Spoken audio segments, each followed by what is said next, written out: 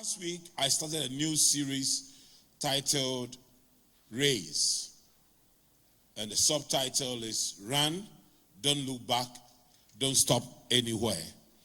The anchor scripture is Genesis 19 and the verse 17, reading from the New Living Translation.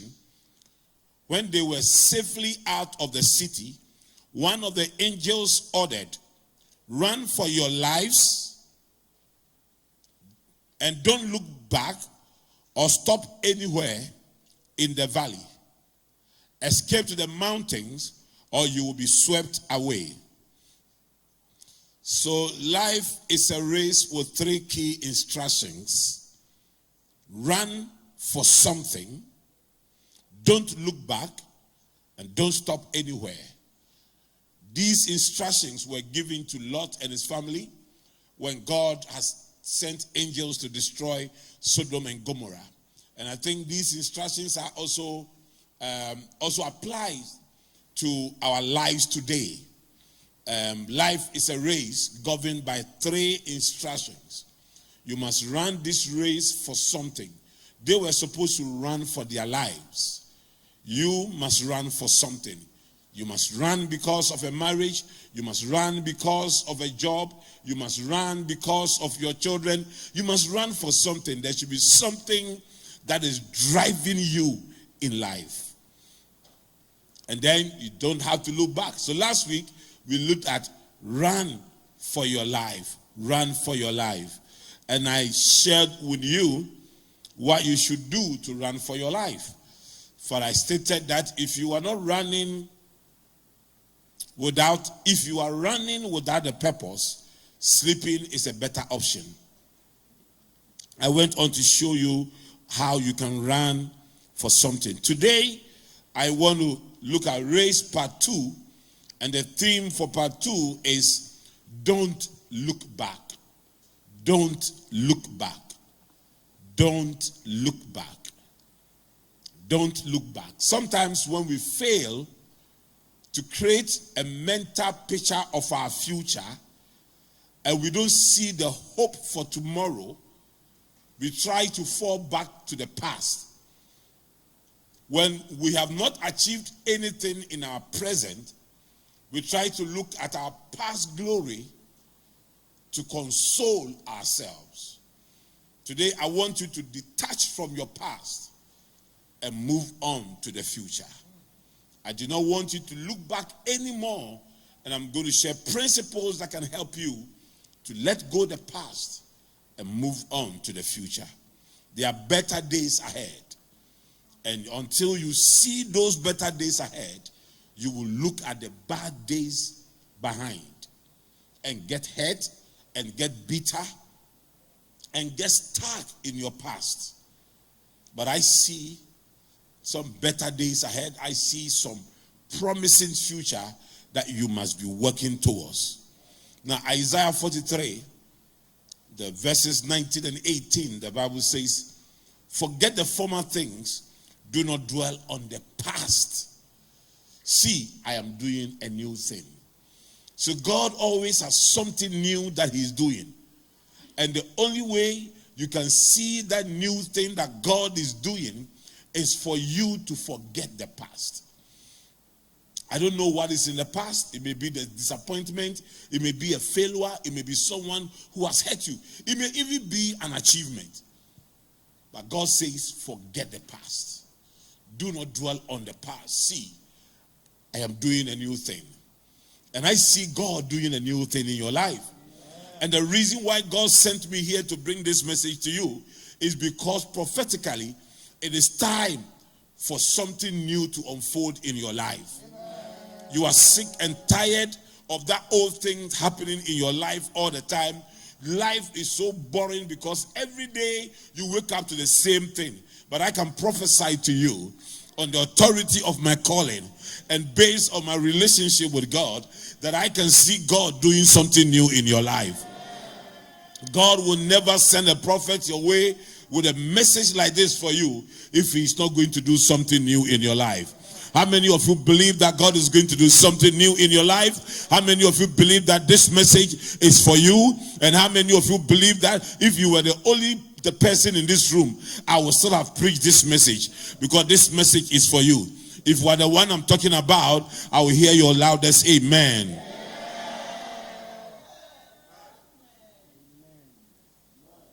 Now, there are three things successful people know. There are three things. Now, when you see anybody who is successful, that person knows three things. One, they know where they are going. Two, they know how to get there. And three, they know when to get there. Now, if you know these three things, you won't look back. You will keep moving into the future. And tonight, I want to share these three things with you. Number one, knowing where you are going. And also, for those who know where they are going, they also do three things. They do three things. They look to the future. They go forward. And they stay focused. Three things successful people do. They know where they are going. They know how to get there. They know when to get there. And then knowing where you are going, there are three things that you will do. You will look into the future. You will go forward. And you will stay focused. So let's pick the first thing that people who know where they are going, the first thing they do, they look into the future. They look into the future. Jeremiah 29 verse 11. For I know the plans I have for you, declares the Lord. Plans to give you hope and a future. Plans to give you hope and a future. God has no plans for your past. He has no plans for your past. He has a plan for your future. So if you sit down looking at your past and hanging on to things that are happening in the past, and you are unable to forgive, you are unable to move on, God has no plans for that. When Jesus died for you, he dealt with your past. What is left is that God has a certain plan for your future. And as you look into the future, you discover those plans. May God help you to discover the plans for your future. In the name of Jesus. May nothing hold you to your past. May nothing hold you to your past. You must look into the future. You must believe God and gaze into the future. You must allow God to open your eyes to see the plans he has for you in the future. In the future. You will eventually become what you allow to occupy your mind. And your mind has the capacity to travel 10 years into the future.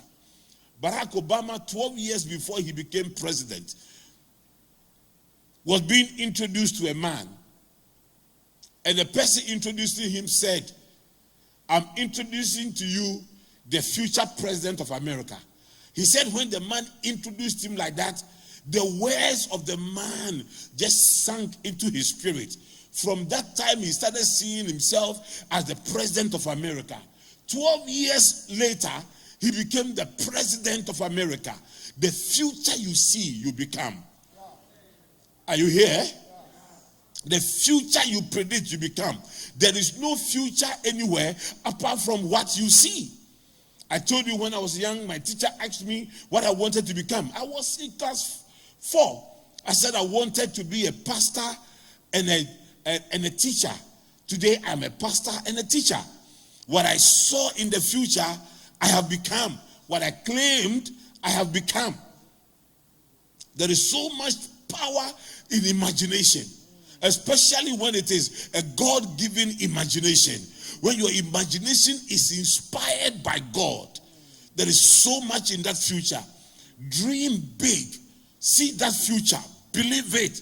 You can become that lawyer. You can become that engineer. You can become that bishop. You can become that billionaire if you stay your mind on it and work hard towards its attainment.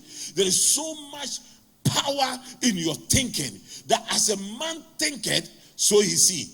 You eventually become what you think about.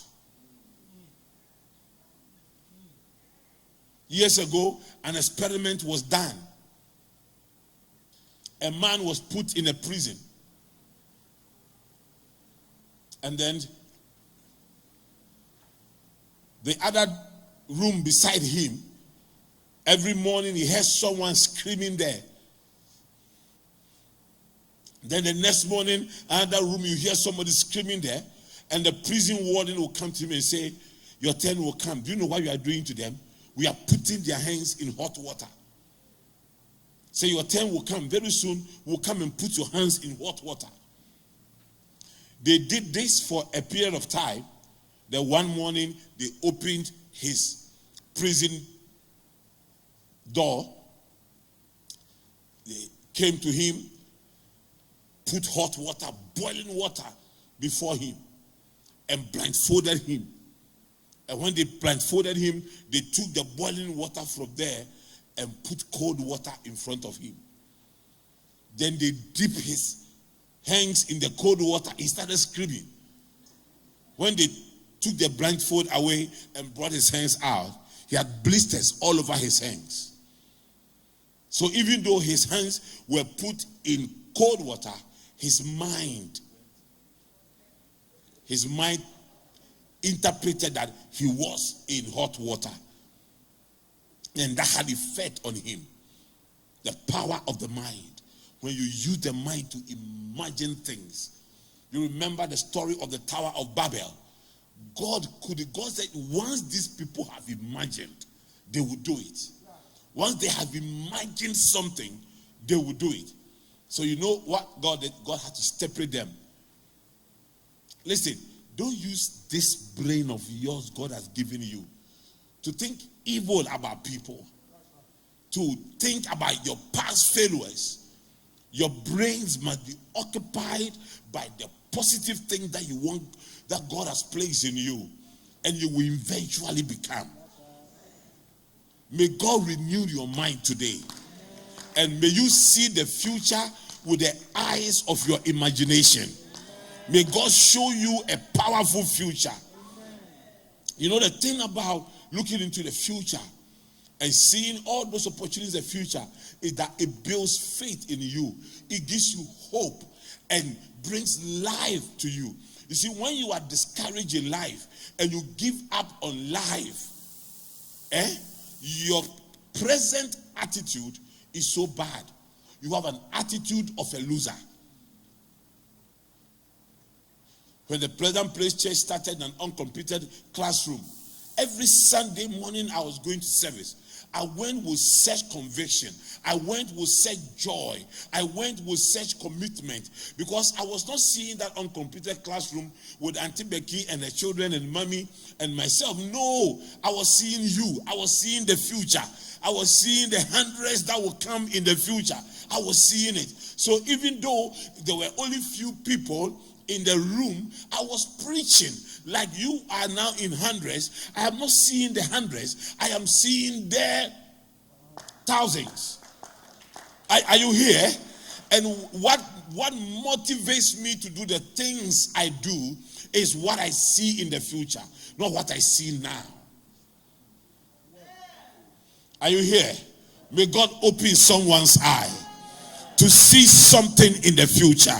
May God open someone's eye to see something in the future. You know, the thing about seeing in the future is that it makes you move forward. So those who look to the future actually go forward. God designed everything to move forward. God did.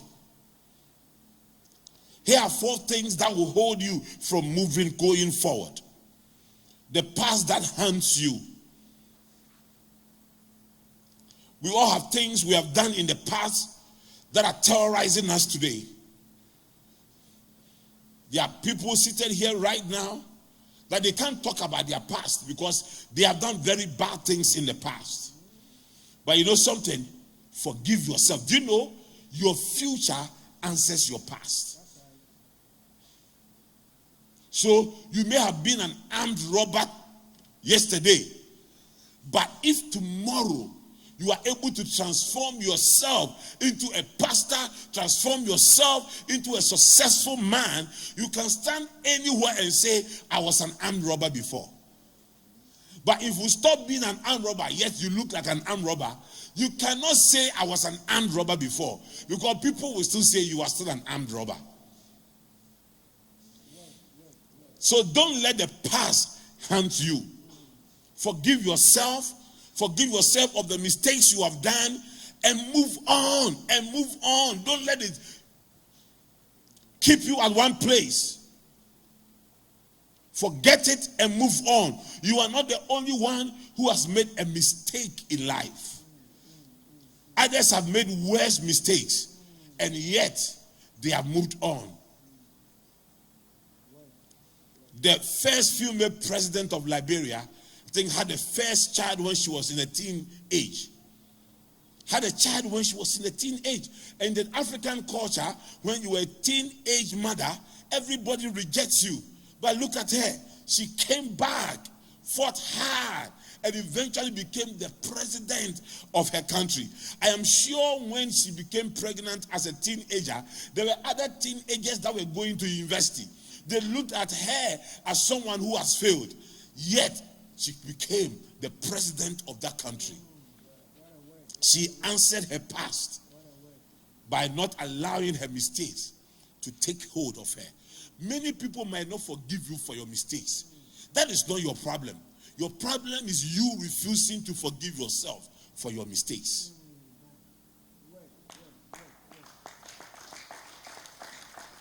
If God even forgives you, and you don't forgive yourself, it will still not. If God forgives you, it will have an effect eventually for you going to heaven, but it will not have effect on your immediate life if you don't forgive yourself. The reason why you repeat the mistake of the past is because you have not forgiven yourself. That's why you keep repeating it. And at one point, you know what you will say. You will say, this is who I am. This is how I am. This is the way I was created. I was created to be repeating these mistakes. Don't be like a dog who goes back to his vomit. It's a doggy spirit. There's also the past that hurts you. The past that hurts you. Everybody has been hurt before. Everybody has been offended before. If you don't learn how to forgive people, those people will hold you to the past. They will hold you to the past. Get out from the ashes. Clean it from yourself and move on. Let people say you are weak because you didn't turn back to fight. You are too busy moving forward that you are not ready to turn around and fight the bitter people behind you. You are going, you are moving, you are going, you are moving, you are going, you are moving, you are going, you are moving. One time there was a guy who was driving, and there was another car behind him making noise with the horns. Pum, pum, pum, pum, pum, pum, pum, pum, pum. These were boys who were just joking and making this thing. And then he kept going. At one point, he got irritated and tried to turn around to see those guys making noise. Guess what happened? Because he turned a little to see those making noise, he ran into the one bar in front of him. You see, the mistake you make ahead of you is as a result of your giving attention to those behind you. Are you here with me? Forget the former things. And move on. Who has not been hurt before? Who has not been hurt before? Who has not been offended before? Every single day you wake up, somebody will say something. Somebody will do something that will hurt you so much. But you know something? The reason why that day ends and God gives you a new day is because God wants you to start afresh. When you wake up every morning, start life afresh. When you wake up every morning, start life afresh. Just say to the Lord, Father, thank you for giving me a new day. Thank you for giving me an opportunity to make right the wrongs of yesterday. I am not holding on to yesterday anymore. I am moving on, and I am going ahead, and I am moving ahead. That is what you should be doing with your life. Every morning you wake up, when the sun rises and you rise together with the sun, please keep moving. Keep moving. Keep moving. Keep moving. People who brought tears to your eyes do not deserve your attention anymore. The next time they see a tear in your eye, it will be the tears of joy.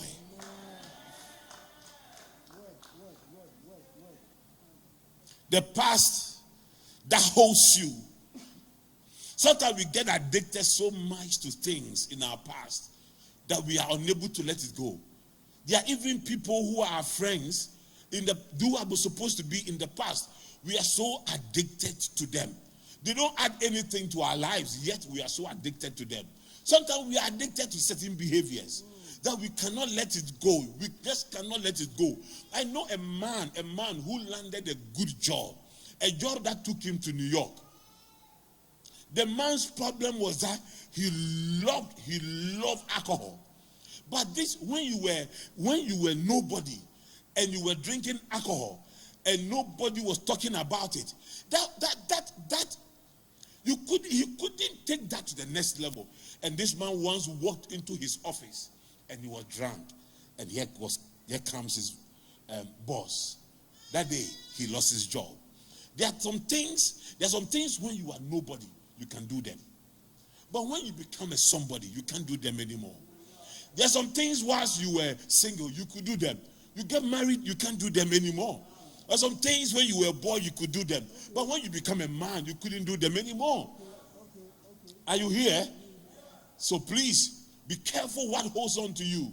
You need to consistently look at your life and let some things go and move into a new era. There are some times you need to change your clothes and move on. When Joseph was called from the prison by Pharaoh, the Bible said that he changed his clothes and shaved. He let some things go. He let some things go and moved. When God is moving you into a new corridor of influence and power, he expects you to get ready for it. If Joseph had gone to meet Pharaoh in his prison clothes, unkempt, hair not cut, beard not shaved, Pharaoh would have driven him away. You may have all the skills to interpret my dreams, but you do not present yourself well. Listen, new opportunities requires the new you. New levels demands the new you. And you must know when you must be new and let the past go.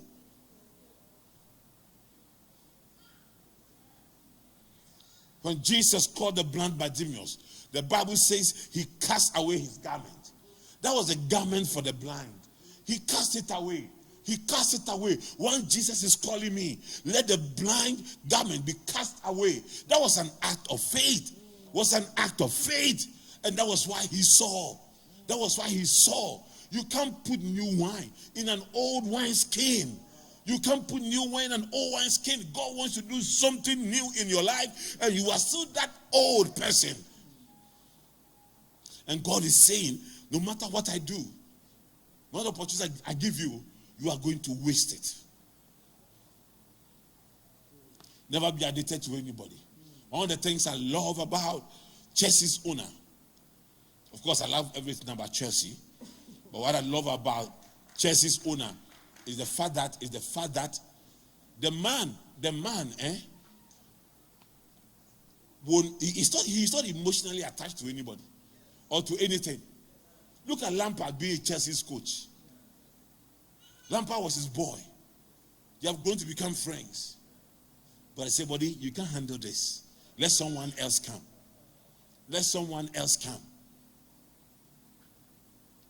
Sometimes, you don't have to be emotionally attached to things that are not benefiting your life.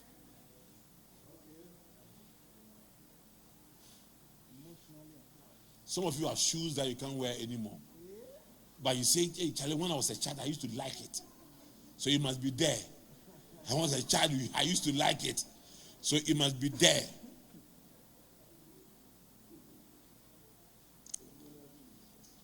But it's a reflection of how emotionally you attach to things. It's not only the shoe. The shoe is only a message to you.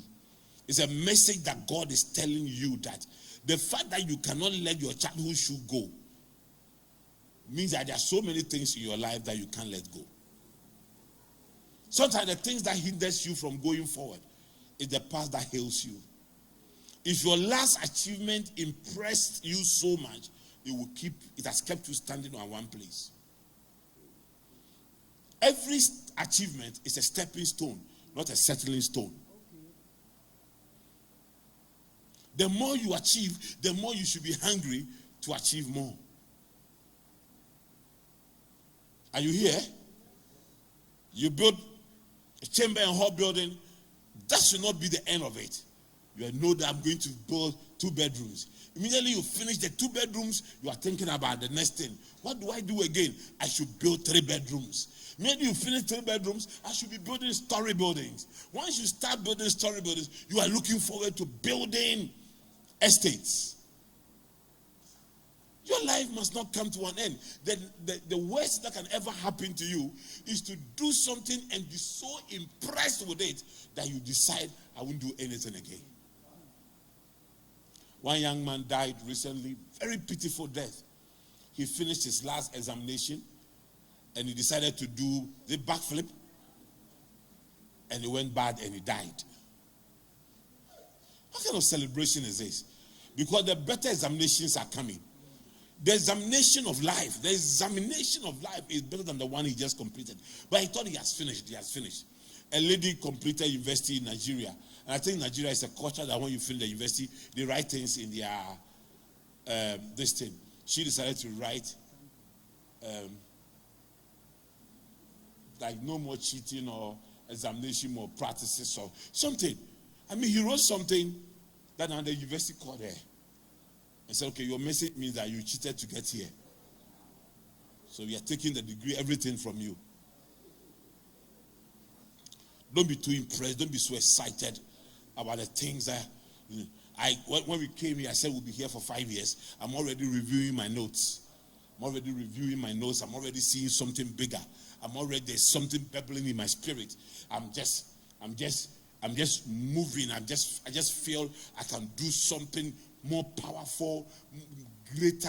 We just went to a graduation at Kempinski. As I sat down there and I was looking at their conference room, I just said to myself, oh God, where we are, it does not befit us anymore. And we have been here for less than 1 year. I still feel, whoa, it doesn't befit us anymore. We have to move on again. We have to move. So don't be surprised if I come and I say, we are pulling the tent down and we are coming out with something. Don't be surprised. Every living thing grows.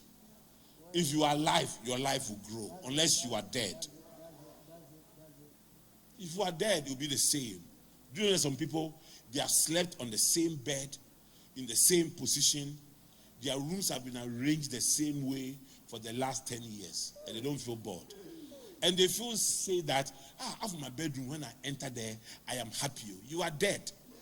At least if you can't even rent a new house, change your bed. Change the bed's position. Some people have slept on the same bed sheet for 1 year. And they say this bed sheet is a good bed sheet. Oh. It's a very good bed sheet. The same way I bought it is the same. Please, the color should be boring to you by now. It should be boring. It should be boring. You want to change it. The only constant in life is change. The only constant thing in life is change.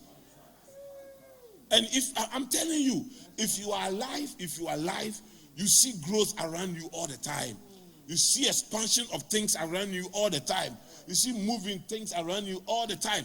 When I finished the Christ, now I'm on Square. When I finished the Accra Business School building, I said I'm going to relax. I won't build again till the next 5 years. Now I'm planning. I'm just planning to do something different. I'm alive. I'm growing. Are you here? Yes. And naturally, every last achievement encourages me to do more. The next thing you find about people,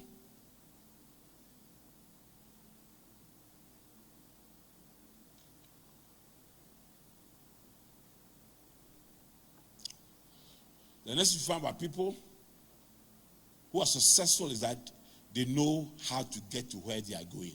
So you are looking at knowing where you are going. Now, knowing how to get to where you are going. So I know where I'm going in life. I guess many of you here know where you are going in life. But hey, here is the thing. How do you get to where you are going? How do you get there? You may know there, but you may never get there. You may know there, but you may never get there. Some of you have been on a journey for very long, but have never made progress. Let me show you something. Number one, if you want to get to where you are going, observe the road signs and avoid dangers. Observe the road signs and avoid dangers.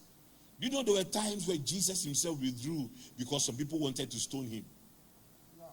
And even though he was God, he could have called angels to protect him, but he withdrew. Sometimes you must know the dangers ahead and do everything to avoid them. Predict the future. Know how you can get there and get there easily.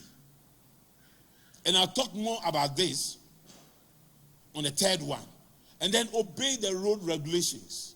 But so let me move. The third one actually answers all this.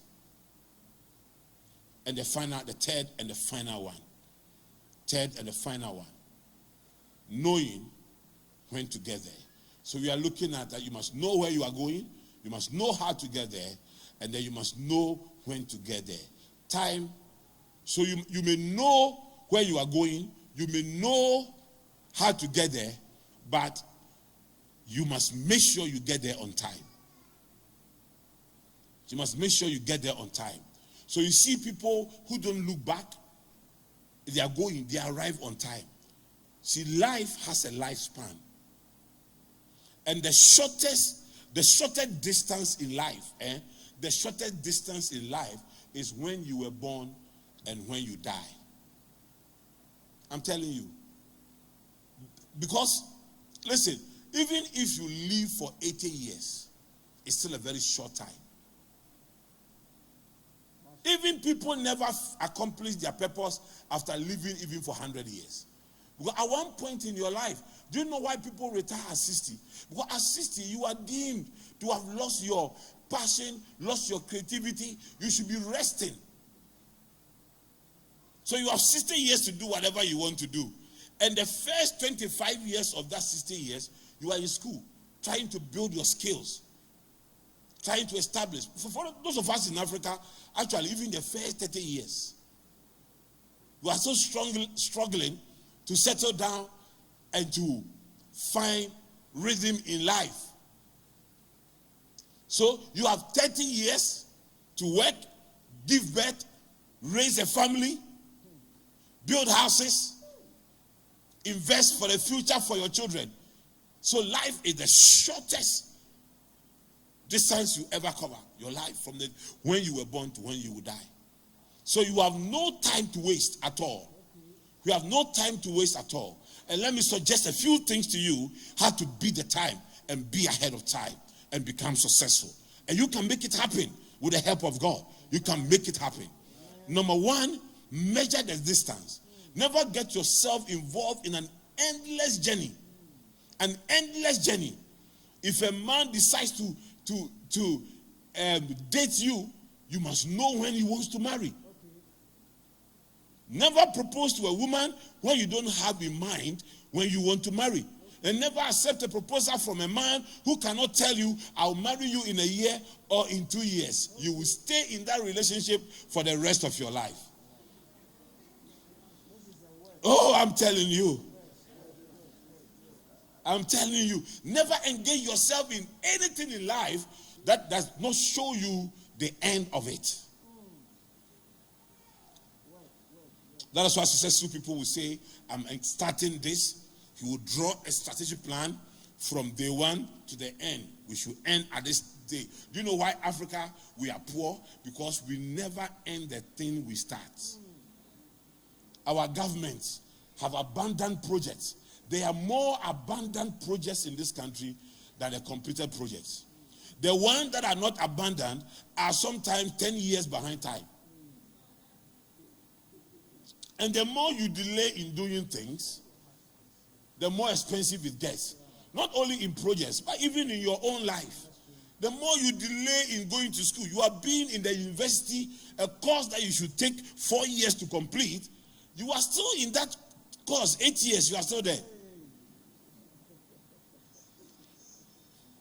Always measure the distance.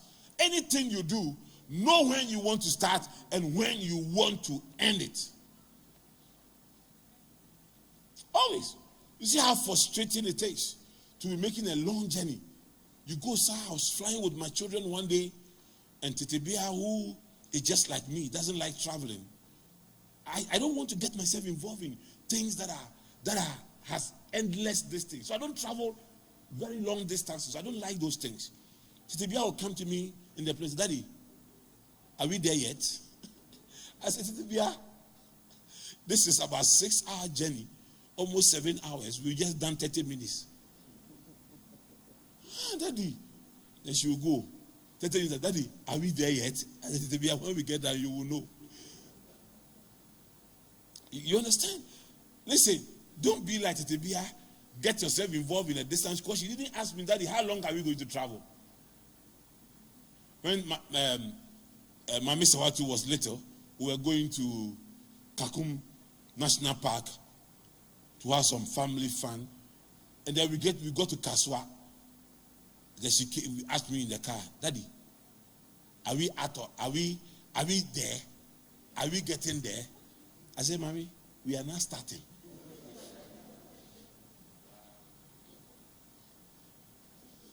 Are you here with me? Now, choose alternatives. Now, all the time, listen. I live on the Sprinters Road, and when I'm going to town, I have alternatives. So I can't attend any meeting with the excuse that, I can't attend any meeting late with the excuse that there was traffic on the Sprinters Road. No.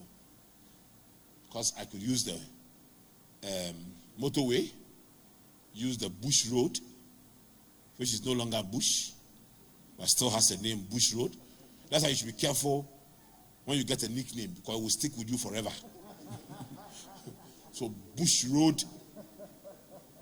So I have the Bush Road, I have the Teshin Road, the Beach Road.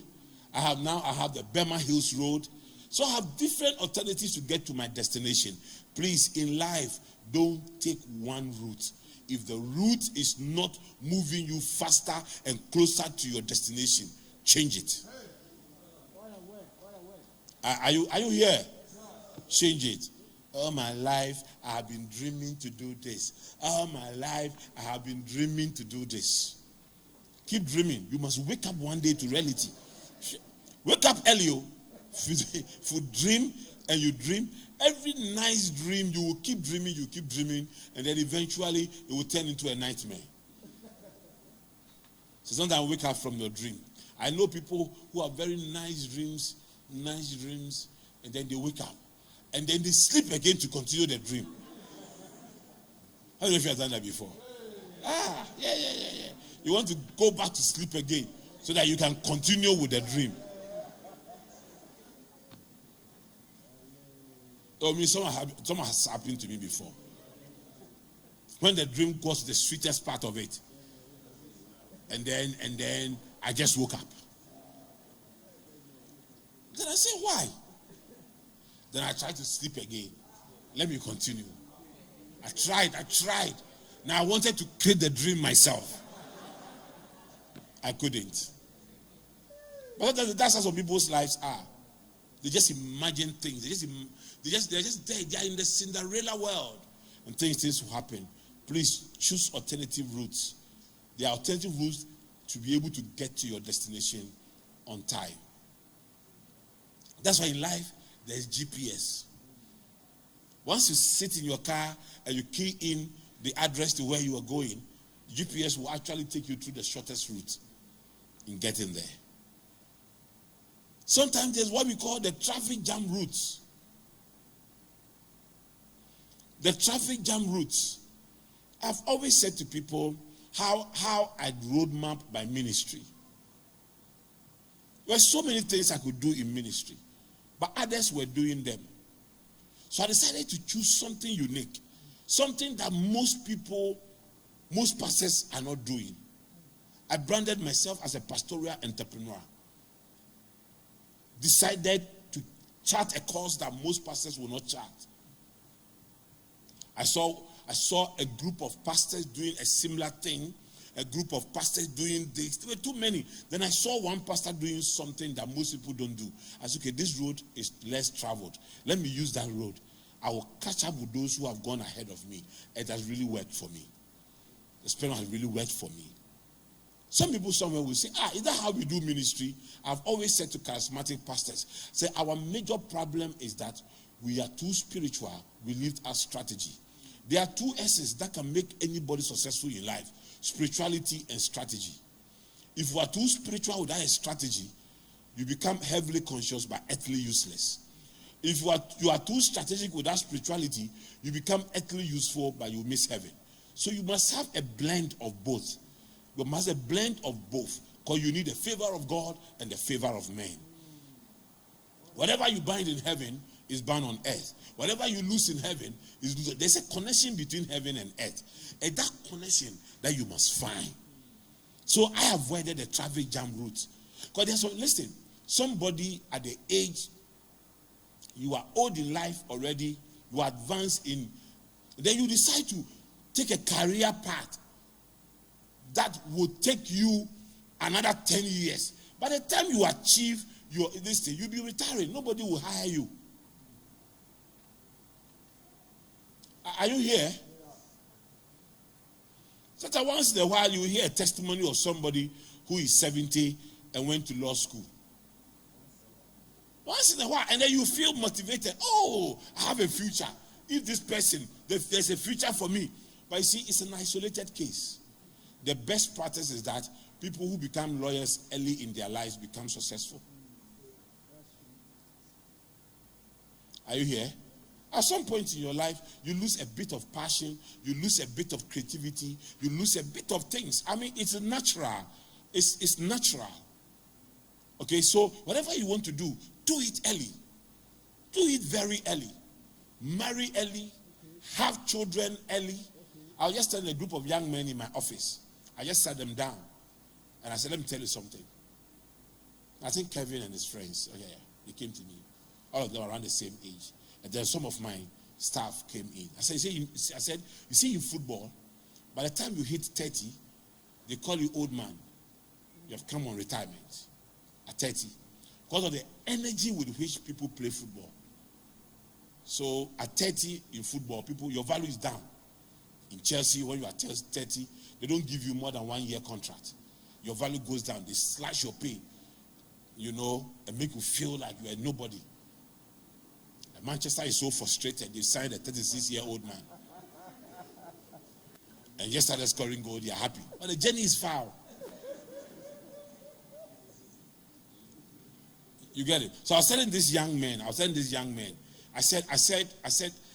the energy in having sex is just like the same energy in playing football for 90 minutes.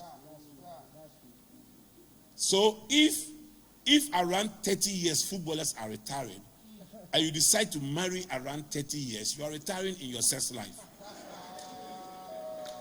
Oh, yeah.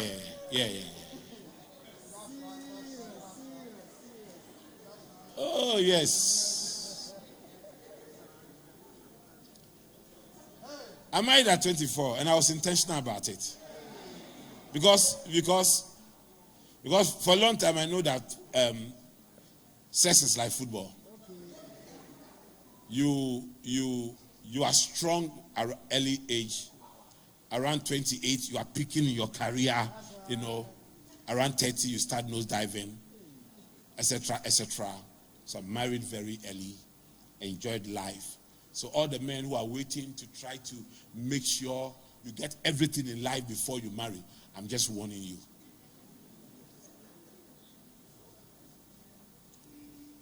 The ladies are laughing a lot because I'm speaking for them. They want to say, marry us early. Come and marry us, brothers. Come. Remember thy wife in the days of thy youth. Remember to marry in the days of thy youth. For a night cometh when Kojaki can do nothing. Yeah. There are also what I call the roadblock routes. You know, there are some things where you take upon yourself to do, people will immediately begin to doubt you. So even now, when you say you're a pastor, there are a lot of roadblocks. One of my sons was going to marry a lady. They lead to their son home and to their father.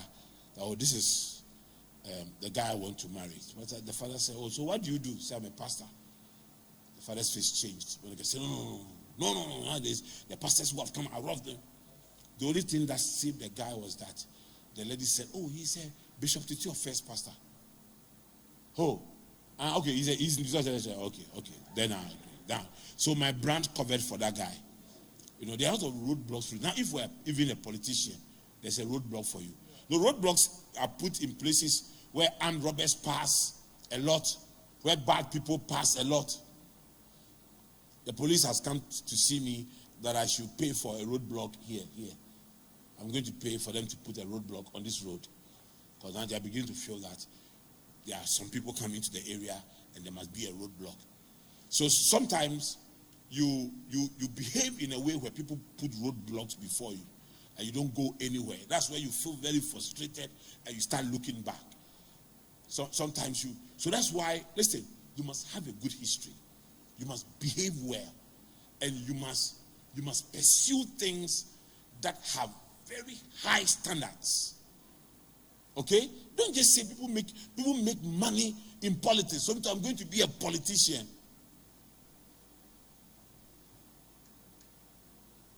Well, try and see. There is what I call the long distance route. The long distance routes, there are certain careers and things when you get yourself involved in, you take you a long time. My little girl, Tetebia, always said she wanted to be a doctor. And I've been encouraging her to do it. Then one day she came, said, I don't want to be a doctor again. How do you want to become? I want to be a journalist. I said, why do you want to be? Why don't you want to? So for a doctor, I will be in school for a long time. For journalists, I will finish early. See, the small girl is thinking that way.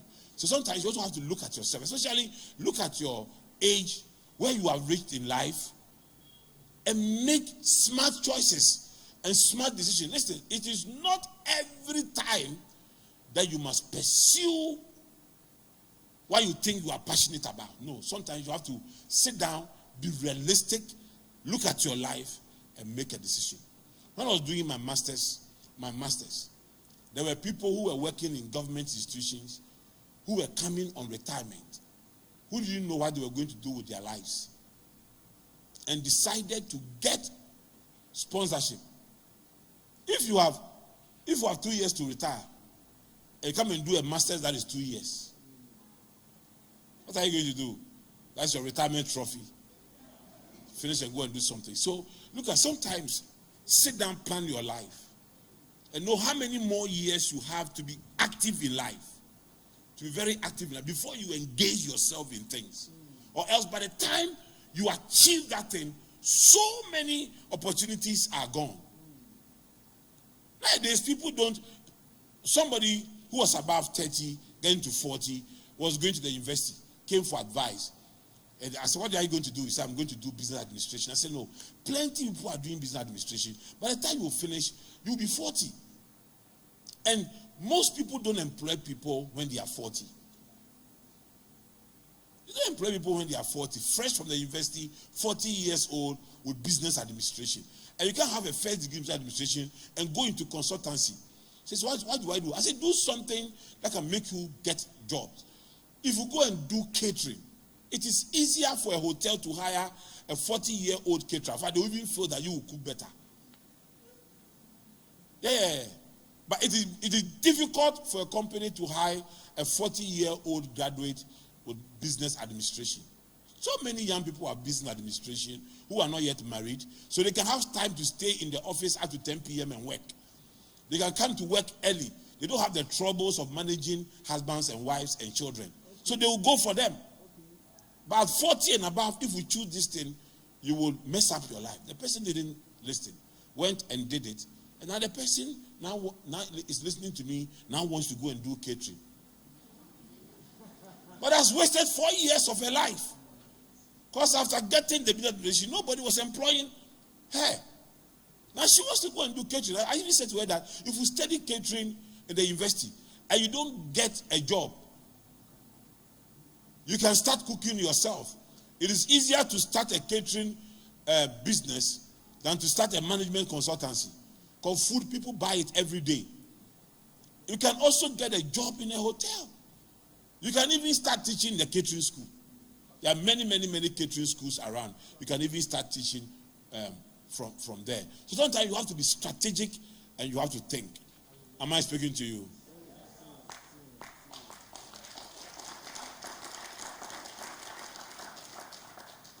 Then finally, there is the ceremonial.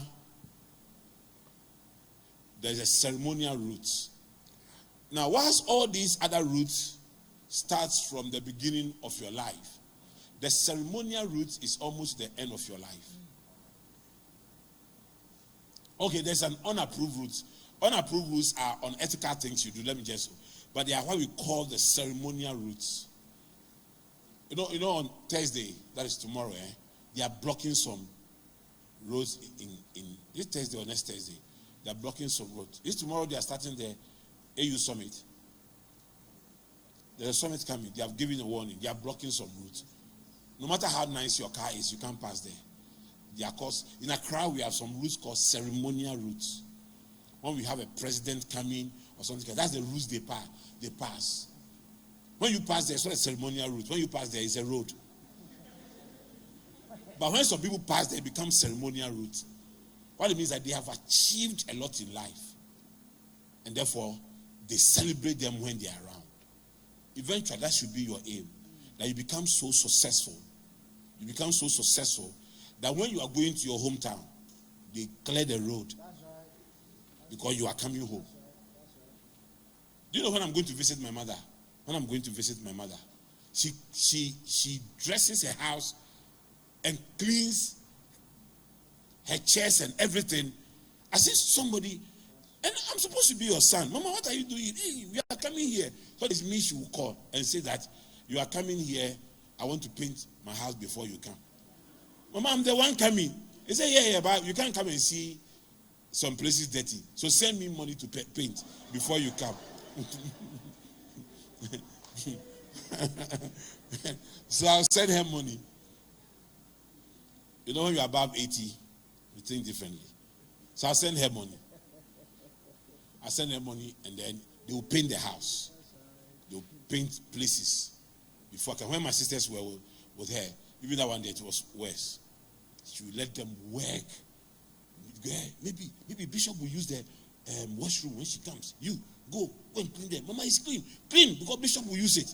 They will clean the gate, and she will not let anybody use the Bishop is coming. If you are feeling weary, Bishop must come and go before you go there. So everybody all hold their wee. Bishop is coming. Yeah. They all hold their wee. Bishop is coming. All the people you call celebrities in Ghana, they are not celebrities. So. They are not. I don't think they are. They are not. Are you here with me? There's one that my graphic designer did not add, and that is the Jesus route. Jesus said, I am the way. I am the way. He's the way out of every difficult situation. He's the way to your destination. You know, I chose the way, the Jesus way, when I was 14 years old. That I see how far we are traveling. Today I just saw something. I think Pastor Ibi and I think today they are celebrating 11 years friendship on Facebook or so. Okay, they say Abraham. I don't know whether it's you or not. Today is, and they brought a picture, but it's a picture of me and mommy 11 years ago. So I just sent it to mommy, me and mommy 11 years ago. Mommy, just 11 years ago. She got a picture, say, Charlie, God has brought us far. Jesus is the way that will lead you to a good destination. So choose that way. God bless you. Thank you for having time with me.